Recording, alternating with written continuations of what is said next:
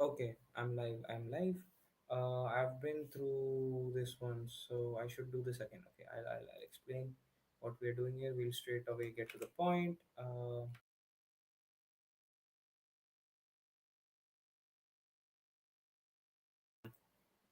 It's not a content management system. It's a piece of software that helps you build content management. So no, it is kind of content management service. What am I talking about? Let me restart. So Plone is a CMS. Plone is a content management software that helps you publish, maybe websites that push out some form of content. So for example, a news agency website that pushes out news every once in a while, or maybe a blogs website, or maybe a video, something video library. I don't know, something like that.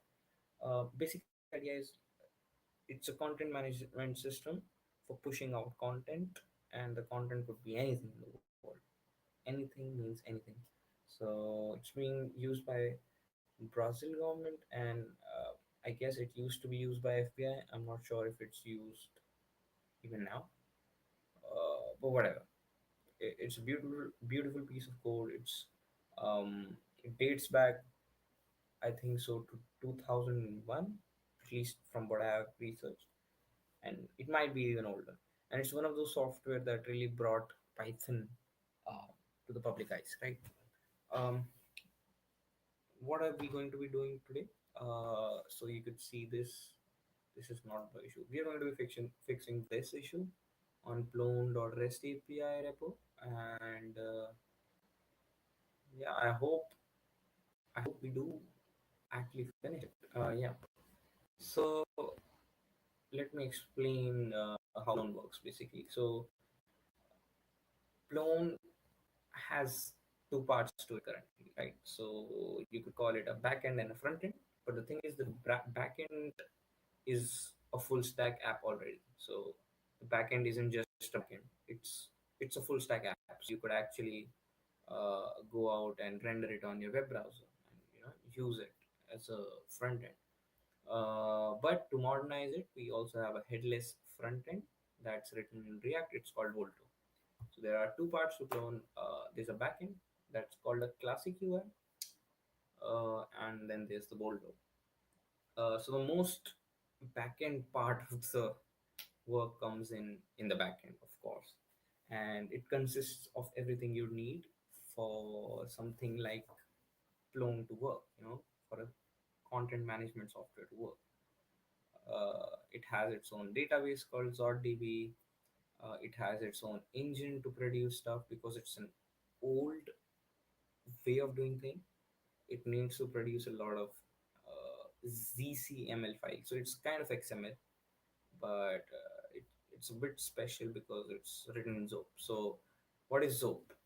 Zope is a web framework that was written for Python, and is owned by Plone Foundation. I guess it comes under the Plone Foundation umbrella of organization, and it's a complete web framework. So it offers everything. So it has its own built-in database. It has everything. It has well-defined rules, and it's mostly written in ZCML. Uh, Plone is a, you could call it a wrapper, but Plone actually builds upon Zope to create the whole idea of Plone, the whole idea of content management. So software, and it establishes everything that we need for a content management software. Will that be the UI part of things, you know the, the processing part of it, giving the structure part of it, everything that's handled by Plone. Okay, so we talked about how Plone had two parts, the back end and front end.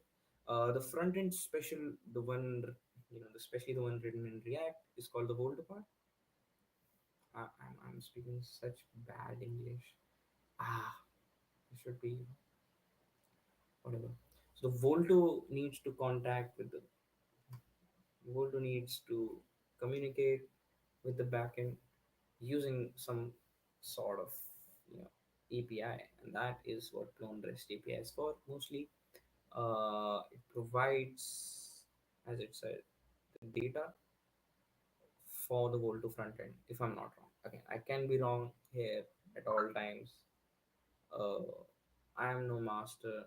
I am no expert on plone, but I've tried my best to sum it up. And this is what we are going to be editing today. Plone REST API, which is used by the front end and the back end to establish connection between them. It's part of the back end, one could say. And now it's a core module. I don't think so. It's a core module actually. It's actually a plugin, but it comes, it ships with it enabled by default. So you could possibly uninstall it. If you're just using the classic UI, you could uninstall it. You never need it as you're not using Volto. If you're not using Volto. Okay, we've done this. What all do we need? So that's one thing. Another thing that we need, that we will need over here, will be the idea of dexterity. Dexterity, yeah, dexterity. I think I'm pronouncing it right. Okay, I'm just bad at English at the moment. I'm also sleepy, but it's okay. So the dexterity concept comes.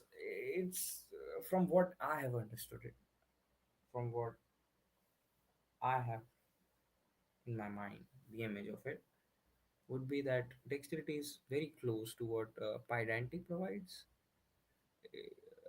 Pydantic provides a schema for anything and everything that you'll need in your app, but dexterity is just designed for making schemas for content types. So if you needed to, for example, define a content type of events, or a content type of news, that's where you'll use dexterity.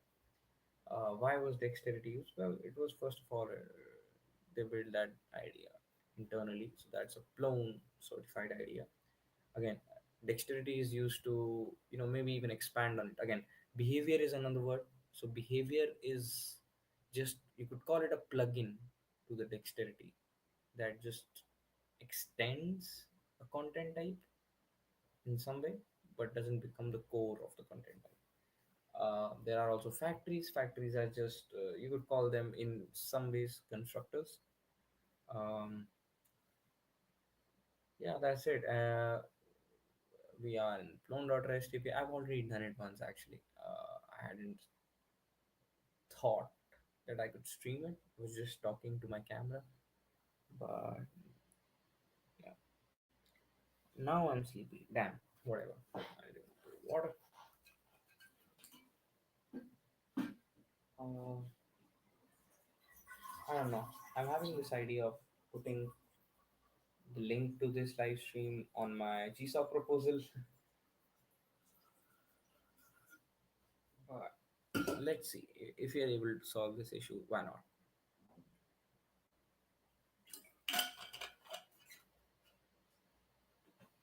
Okay. Huh. Another thing that we'll need is inherit. To explain inheritness, I would like to explain. Okay, breathe in, breathe out. Okay, to explain what inherit means here, right here. If you could look at my screen, um, what inherit means here would be something close of acquisition library. So if you're not familiar with acquisition library in Python, it is used to provide a hierarchical inheritance of objects and their fields, I guess. So basically, let's say that you have an object A, which is a child of an object B, which is a child of an object C, which is a child of an object D. So basically, D to C to B to A. That's a tree, right? And suppose we have, a property. D has a property called X. So the acquisition library does something like get attribute X from A, and it will go and check each of the ancestor of A, looking for that property X. and whoever has it, it just borrows it from them and just reports it as a property of a, right, an attribute of a or whatever. Similar to that, we have inherit. Inherit here will be used by the content types, maybe something else. Basically, clone objects and their children. So we need this inherit endpoint to work, and apparently there wasn't a test case for it. And basically, we talked about behavior, right? So behavior is going to be that extra pluggable property to a field. No, to a, again, to an inherit. Ta, ta, ta, ta. Uh, Let me see. Hmm.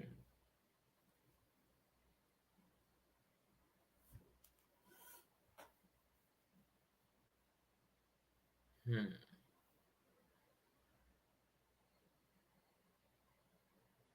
Yeah, so we'll basically be getting an object, uh, trying to make it inherit some form of data that actually includes fields.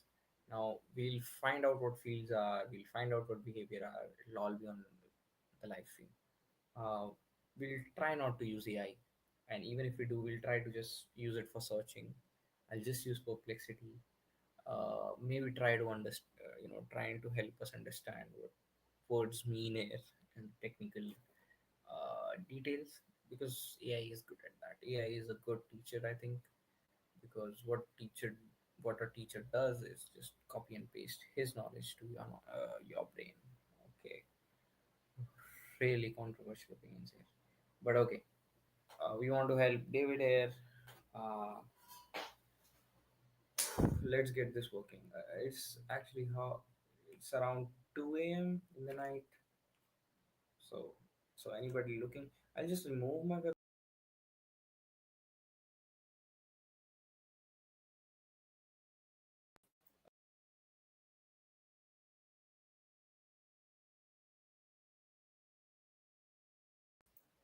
whatever. For my audio, I'll need to add me on screen. I hope I'm not being. Sorry. Sorry. So this is the folder structure for plone.restapi. Okay. And what file have I opened there? Okay, I've already opened the get file. So this is the Python file that defines the endpoint, and I was trying to understand it before the live stream, and what I've just come to realize is that it does a lot of stuff that has lots of abstraction. So each line here has lots of abstraction here, uh, but that's okay. That's all right, right? Okay. So what we'll do now is just check what's happening. Okay. So from plone.behavior.registration import behavior registration not found. Okay. I don't know. I think that's an exception. That's what we have in here. Source of output. Okay. So we also have some interfaces here. Interfaces are just interfaces from TypeScript. That's all. That's all. Don't worry. There's not much more to that from what I have. No. Yeah. Sorry.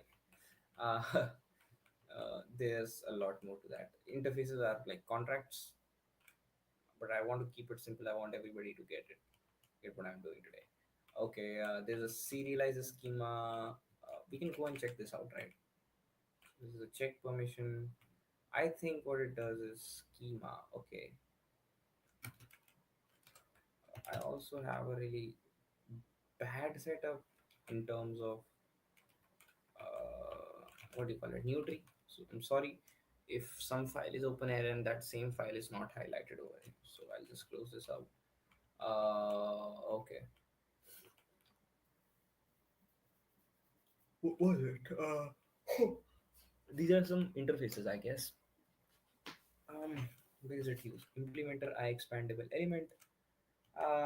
We'll look at it later. Check permission is a serializer. Oh, okay. Check permission will be used just to check permission. That's all. What that will do is, from my understanding, it will go and check whether the user or whether whatever function is calling it, does it have the permission to actually call it. And I think that's what it's doing here. That's what it's doing here. Permission name is none, return true. Permission cache, permission, so it's checking up it in cache. Query utility, it's else it's going to the security manager, right? Then again, oh my god, this is unbelievable. We've, it has been what, 15 minutes and we are already 2002 Zope Foundation code. Are you kidding me? But Zopland is really big. Okay, REST API service import service just basically defines a REST API service. Base class for simple. Zope component get adapter. That's a Zope adapter. Okay, can we get to the part of get? I'm sorry. Inherit. Let me just add it to my harpoon. Ah, fuck off. Sorry. Sorry for the crass language. You can't add harpoon to the harpoon. Thanks. Thanks for telling me that. Let's check it. Decorator that declares that the decorated object adapts the given surface. Interface. I'm really sleepy. Get multi adapter. This this should like really work on it. Like this deserves some form of docs here, but that's all right. Adapter. I think it's mostly used like uh, so. What adapter basically does, it just how do I explain it? It just takes in the coming data and molds it according to an interface. Am I correct? I think I'm correct. I might be wrong. I'm so sleepy. Uh, this is get multi adapter. I have no idea what that does actually. Adapter query. This is just it does multiple things, right? Get site manager. Okay, I know something about it. Oh blast! No site manager. This should never happen. Return default. I don't know. I don't know what this does actually. Okay, let me look at what this does overall. Okay, we'll look into it. It's all Zoplans. I don't think we need to know all of this. I don't think we need to know what Zoptest does it because all of it is used outside. So it helps implement the expandable element. Okay, you can go and look at a named adapter that deserialize the element in expanded or collapsed form.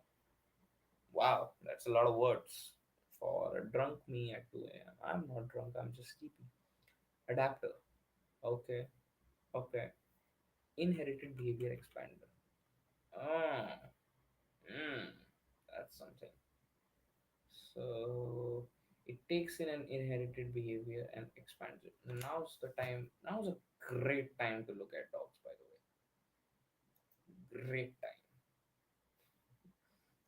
I'm so drunk.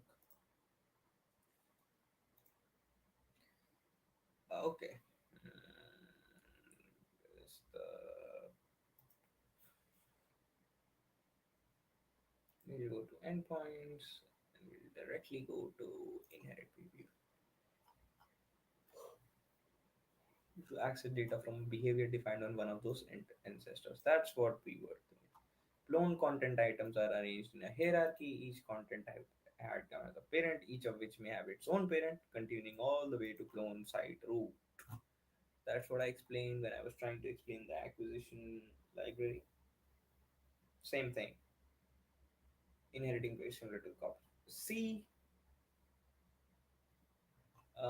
but it doesn't happen automatically. So we intend to inherit something. It doesn't happen automatically. That's nice, right?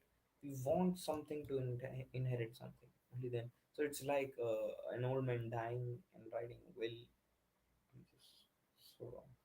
Okay, to use the service, send a get request to the inherit endpoint in the context of the content item. That's the starting point of. Okay, in the context of the so what does the context mean? So basically you're sending out what the is context is an object, right? And you send that object out, and it basically helps the function to know what state you're in. So by state I mean the situation. So it gives each and every detail about it. It's basically it's a context object, right? It gives what literally context means uh, to the function. So yeah, it tells whatever is needed to the function, right? Inherit endpoint in the context of the code. So send a get request. So you need to send the get request in the context. So suppose we are on a page A and we want to know something about Z, but we need to know it with respect to A. How do I? Okay, let's talk about views. So I want to know views uh, of some article. So I need to be on that article, right? I need to be on that article, and that's when the article, the web page of the article A will send out a request, and with that request, it will send out the context, and the request will basically say, please give me the views, and you'll just show the number of views you have. Okay, so to use the service, send a get request to the inherit endpoint in the context of the content name that is starting point for inheriting. Again, so you send out the context and the starting point of inheriting. So in the context of the content item, so the content item, let it be a video, right? And that video is the starting point for inheriting. What is the starting point of inheriting? It's like the bottommost in the tree, I guess. It's the bottommost, right? I wouldn't call from the top of the tree. There would be no need to inherit something from top of the tree.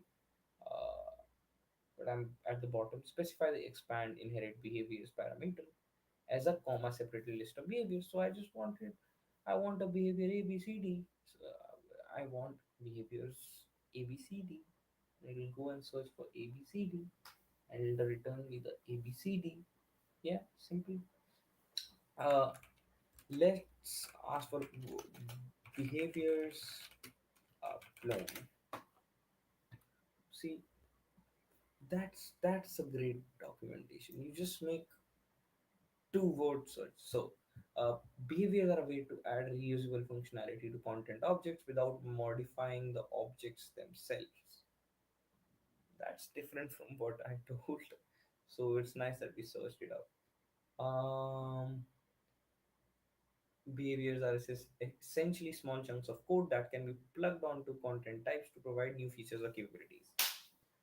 That's what I meant, brother. A clone behavior that could be used to add a set of form fields. Oh, add logic as part of the adapter. They're just trying to get to you. It's not that difficult. Huh. At least for me now. Hmm. Hmm. Built-in behaviors. There's a lot of behaviors. You could define behaviors because Plone is a fucking amazing piece of software. You could go out and define everything. Sorry for my crass language. I'm really sorry. Please do not use this as a measure for how I'll be communicating within the community if I'm ever given the opportunity to join upon Plum conference, right? Adding or removing a behavior from content type, you could do that. Whoa, you could remove someone's behavior. Only if that could happen. My ex and you would be so happy. Ah, fuck off. Sorry. Huh. Where were we? So just need to send out the exact behaviors you want to fetch from the inheritance, from the ancestry, sorry, and it'll find it out for you. Specify the expand. Okay. For each behavior, again, another thing, just to use the plone.rest API, you need to just need to you need to and it'll be done. It'll be very fine. For each behavior, the service will find the closest ancestor which provides that behavior. The result. Okay, that's a very interesting take. So suppose that we were giving the X and ABCD example. So for example, again, A is a child of B, is a child of C, is a child of D, and B, we want to find the property X of A. And the thing is, this time not just B, not only just B has D has it, but also B. So both of them have it. So in this case, the closest one will be returned. That's a nice thing, right? Um, how does it take place here? How does it uh, take place here? For name and self behavior, if expand, try registration, look up behavior registration. Oh, oh, for name and self dot behavior names. Hmm, hmm. Okay, we were talking about right self request, हम यहाँ request we from the request that's posted or sent along with the get request. We are just finding out the behavior names that are needed. So for names in self behavior names, if expand. So what's expand here? Expand is I think so. So expand, I think so here means uh, what expand does mean here? Okay, what would expand mean here? I don't know.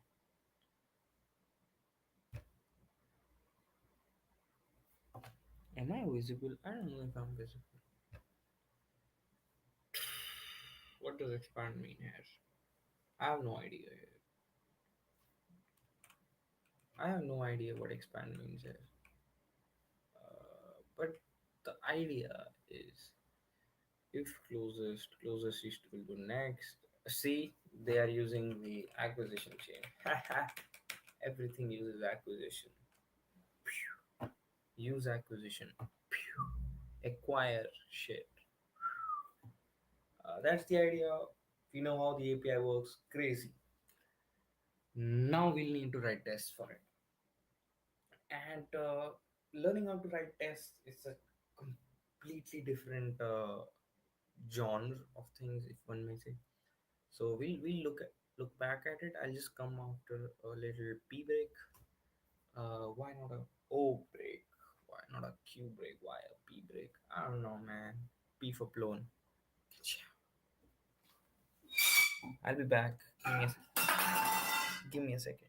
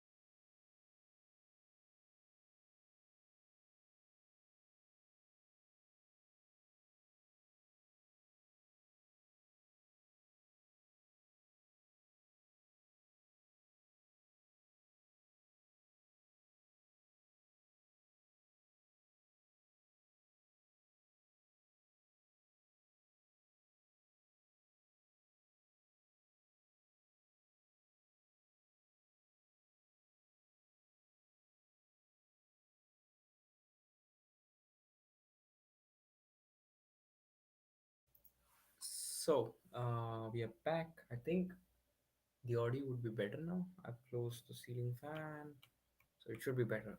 I'm really glad that uh, I started this stream because now I understand this a bit more than I did. at the starting of the stream. Okay, where were we? We were about to write some tests, and that is the main work here. So, okay, so what I'll do, I think the best way to contribute to any code base is just replicate it in terms of the mentality. So what I'm trying to do here is not actually go out and write some beautiful piece of testing suite that is completely out of touch with what other tests are. You shouldn't do that. That's just not a good thing to do in terms of code design, in terms of everything.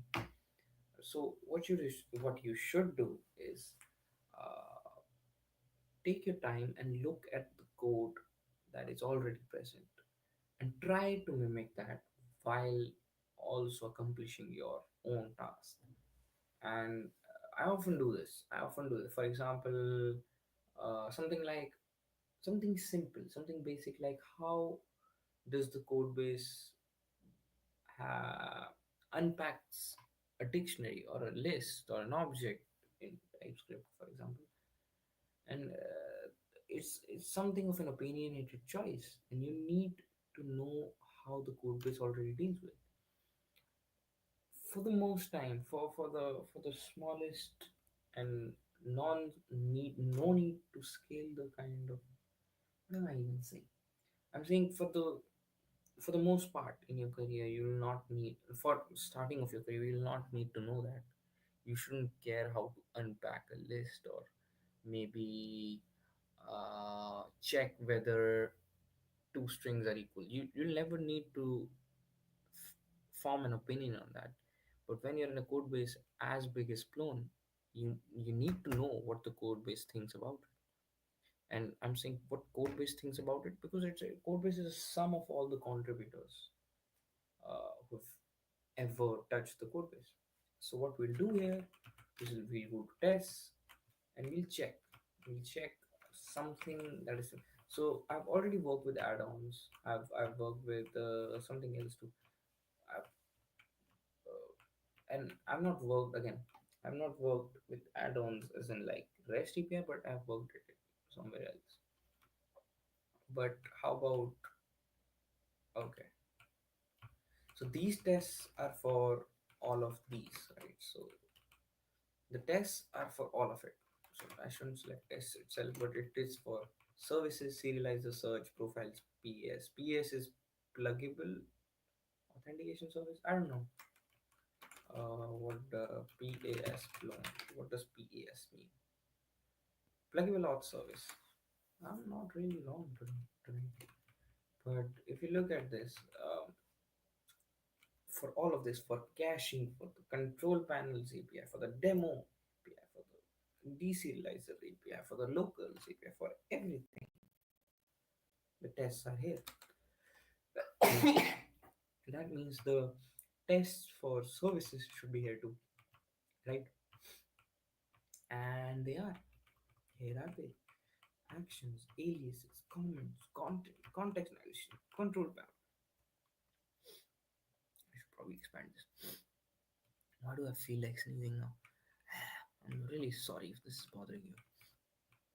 But these are the services. We had inherit here, add-ons, actions, and we have a lot of stuff going on, right?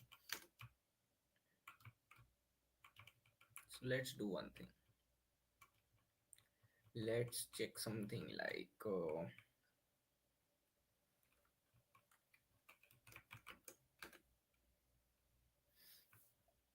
hmm, what should I get?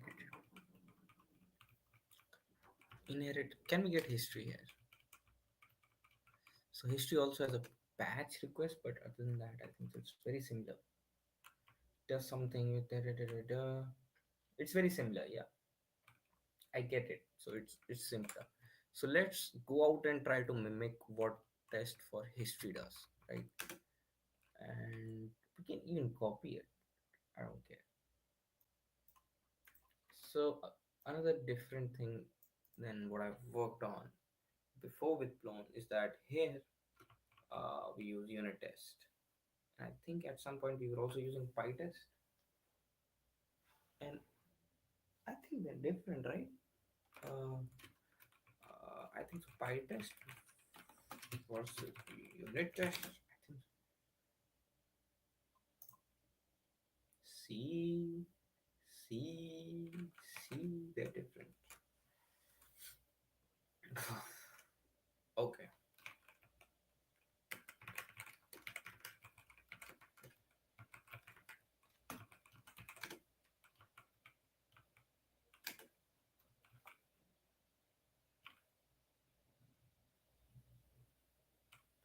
this is a big, big piece of testing. We shouldn't. We don't. We shouldn't need this. Okay, it tests history endpoint translated messages. Test history endpoint empty inaccessible history, and stuff like test history endpoint. Wow, wow, wow. What will we do? Um, I'm feeling sleepy first of all. And how much time has it been? It has been 36 minutes. I want to do this under 2 hours, right? Something like that. And for that, I need to be sharp. I'm enjoying the streaming part really. I don't really have the energy for it. I want to wake up tomorrow and get back to streaming. I really love streaming now. I get it, but whatever. Um, test history endpoint, da da da da, inherit endpoint, da da da da.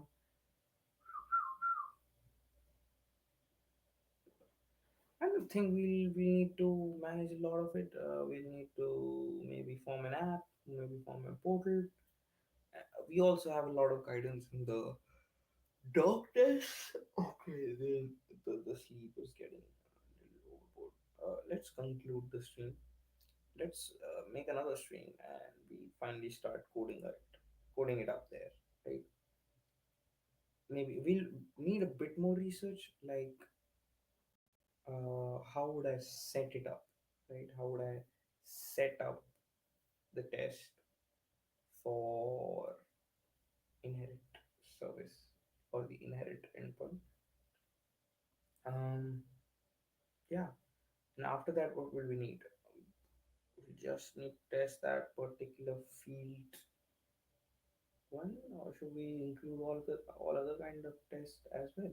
Maybe we can, maybe we shouldn't because it will be redundant. What I'm talking about is there are some form of tests already present in the doc test. So this is what David was talking about, that he became lazy. I considered the doc. So this is what he said. I considered documentation tests to be fairly adequate functional tests. So he said, basically he had the tests written, but just in doc test format. And doc tests are not primarily used for testing, but they're like a second check, right? If something fails in doc tests, it's an alarm. You could go out and check whether all of your tests are right or wrong, right? They confirm the endpoint exists, can be called without an error, and return data. It returns data in the expected format. Great, but as this issue revealed, they didn't cover the case of a behavior that actually includes fields. We'll finally need to test it out with a somewhat of a realistic example. And what we'll do is just form some objects and give them some childrens and give them some fields. And then we'll ask the children to fetch the fields. And that sounds child slavery, but that really is not. It's just code, guys, please. That was me being lazy because there wasn't an obvious built-in behavior that would be a good test case. I don't care. It would be good to add a test that does it with new behavior created for the purposes of test. I'm Brandon Trask. We'll help you out, David. Don't worry. Wait a few hours, we'll get your work done. Okay. I'm feeling really sleepy now. I really need to go, but this was a nice session. We should do this often. Okay. I think this is the only way we should contribute. Actual open source would be the whole process of it. How to make everything about it open source. Really nice idea. Making